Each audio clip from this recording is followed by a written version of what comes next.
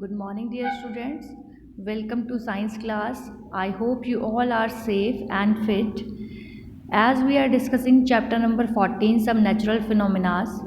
In previous class, we see earthquake and how earthquake is measured and their intensities. Today, we will discuss about seismograph and protection against earthquake. Seismograph is a device which is used to measure the earthquake, as earthquake generates seismic waves which can be detected and recorded by a sensitive instrument that is called seismograph.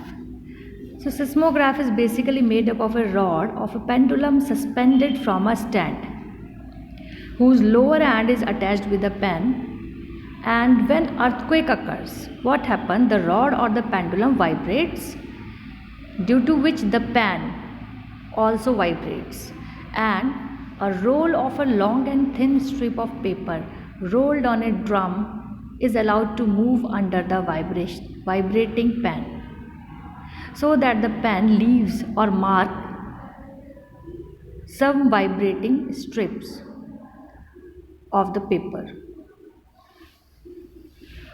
So this helps scientists to map the earthquake completely. Now, protection against earthquake. As we all know that earthquake is an unpredictable natural phenomena. It can occur at any place or any time. So therefore it is important for each one of us to know and remember that how can we protect ourselves in the best possible manner.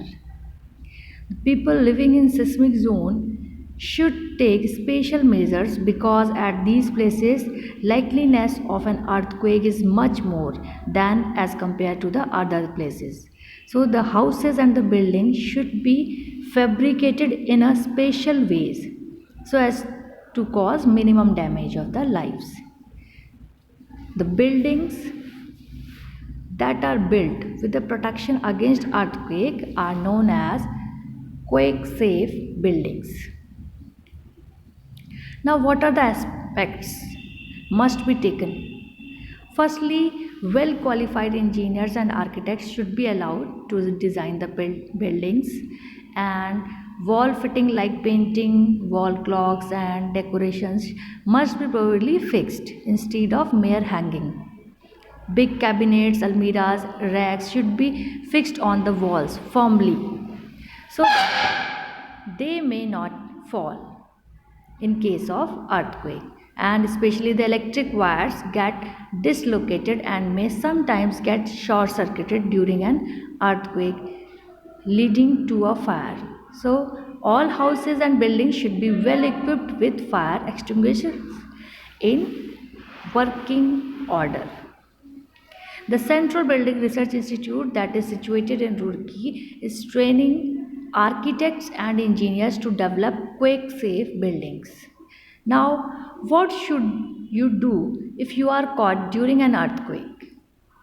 So, this is very important that firstly, inside your home, if you are inside your home and you got earthquake, so what you have to do, drop or cover and hold on in the protocol to protect lives during an earthquake. Firstly, drop means attain minimum height by lying or sitting. Cover means cover your head if possible, and don't stand near the exterior wall of the houses. Don't run out of the houses. If you are on a bed, don't come out. Stay there and cover your head with the pillow. So in this way you can protect yourself. If you get trapped in a collapsed building, so what you have to do, it will be important to protect immediately your airway against dust and debris by breathing through a dust mask. Check yourself for injuries and control any bleeding. Save your energy and breathe. Delay shouting for help until you hear or feel rescuers very nearby. and try to make your location known to the rescuers by trapping on the solid objects with any possible small solid object, right? If you are driving, so avoid bridges, power lines, poles, and pull over to the side of the road. Stop and set the parking brake. Stay inside the vehicle until shaking stops. And if you are outdoor, then what you have to do? Look for a place away from trees, poles, power lines, buildings, and hoardings. Drop to the ground till the tremors stop.